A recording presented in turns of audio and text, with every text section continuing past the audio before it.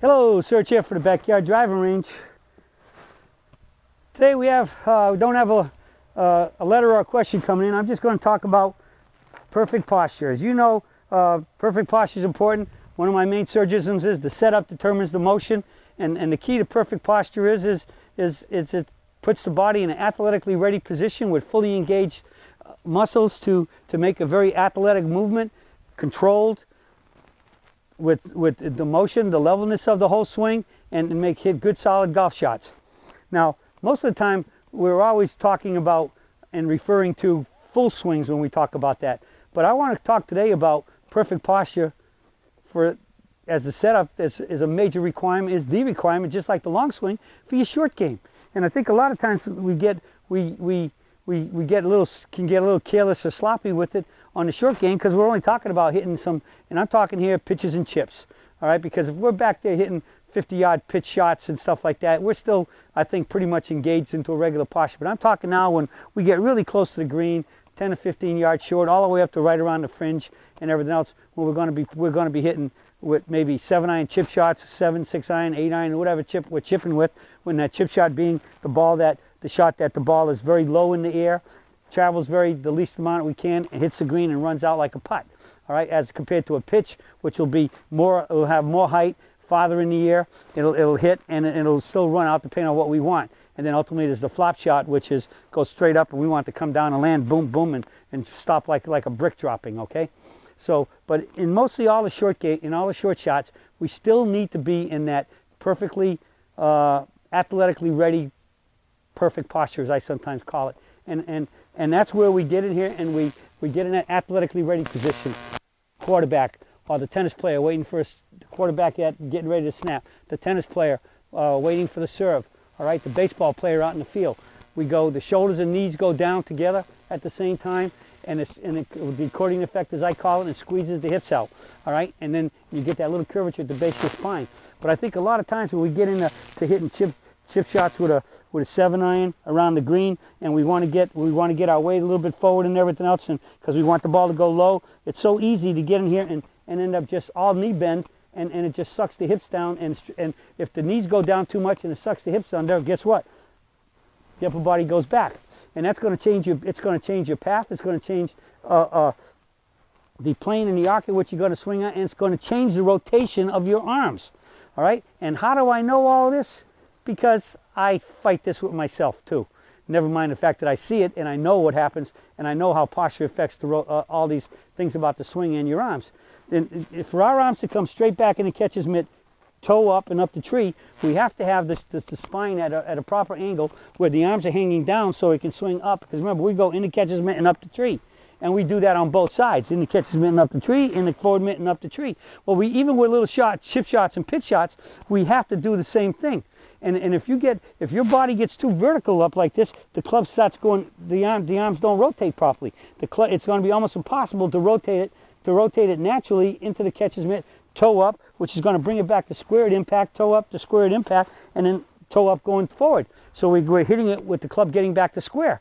So if I get my feet under me too much, I get too much knee bend, and I kind of squat down, whether I'm staying neutral, I'm getting a little more forward if I want to keep the ball low. If I get into this posture, the club's going to come back too outside, too vertical, going to come down, and because I'm coming outside and low, and because the club, I didn't get the proper arm rotation back here, like shaking hands, right? It wants to go out there. You're going to have a tendency to come down, hit some toe deep shots, and almost all those chip shots and pitch shots are going to be out on the toe of the club. And that's whether I'm hitting a 7-iron here, or I can go all the way here I'll go all the way to my sand wedge. If I do the same thing with a sand wedge, and I get in here and everything in between, if I get into this posture right here of too much of this, just kind of slouching down, heavy weight straight down, and in this case my hands are under my chest, they're not underneath my chin, all right, because I'm getting in here, the club's going to go outside and shut and come down. And if you do all that, you're going to have big problems of hitting the ball nowhere near the sweet spot of the club. It's going to be too much out near the toe, and a tendency for it to be toe deep, and you're going to hit the ball, and even if you hit a relatively good shot, it's got a high probability of coming up way short because you missed the sweet spot, and we're not having to toe up to square to to rotational, and it just goes straight out, kind of a little outside and down. You don't have the same speed going through impact. Even though you're trying to hit the same shot, it's not going to develop the same speed as proper rotation of the arm, like skipping the rock. Okay, so your posture is critical even on these shots. So even if I want to get in here and hit normal chip shots or get them a little bit lower, when I get in here, and we always know that we want the hands directly under the sternum, that if I get here, if I take and I get sloppy with my posture like this, and I'm going like that, it's going to be consistently a lot of toe shots, very far out on the toe, and very likely you're going to have trouble following through, and very likely way short all the time. So you have to get into that posture. You've got to get your hips out. You have to be that athletically ready. So when you're standing down here, the hands are underneath your chin, right? Again, look at here. If I'm going down like this, my hands are coming up underneath in here someplace, my more into my chest. And even if I bend up, they're way even more underneath my chest, and it's going out. I got to get the hips out, be in good posture. This is directly under my chin. The top thumb is under my chin. I can rotate back. I can rotate here to square, and that's if I want the ball to stay low, I'm going to keep the club low going through. If I wanted to come up more, I could come up more like that. But the point is from here to impact, I'm keeping the club, the hands ahead of the club, because I'm talking like chip and pitching now, where the ball's going to be running more. All right. But you have to get into that pure posture, be in good athletic posture. Just about naturally, I'm going to be a lot narrower than if I was making a full swing. But if I was going to make a full swing with this club, all right, pretty much in the same posture to make a full swing. The smaller narrow stance is going to help me make sure that I won't be making too much of a swing, because if I make too much of a swing with a narrow stance, I'm going to lose my balance. And so since balance is important, a narrow stance is critical to help you make sure that you're not going to overswing. All right, because your balance system won't let it happen. So you get in that position, you got to come back with the club a little bit toe up, but you got to be in that athletically ready posture. The accordion effect. You got to come down that way. No slouching, no sitting on any low stool versus or high stool with a longer swing. There's no sitting on a stool, it's pushing it away.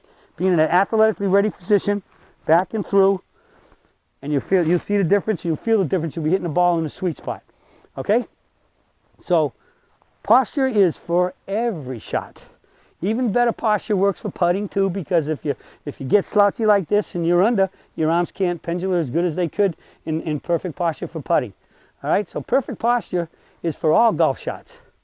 You're going to be more athletically ready, your muscles will be more engaged, and your hands and arms will be able to move properly for in the catcher's mitt and up, and then in the catcher's and back to square, and in the catcher's mitt and through, if you go far enough through on a shot with that point. But either way, you still got to come back toe up to square and go through. Okay? Perfect posture is for all golf shots that you want to hit perfect. Okay? From putting and chipping all the way up to the driver and everything in between. That's it for the Surge for today on Perfect Posture, and I'll be talking with you all again soon.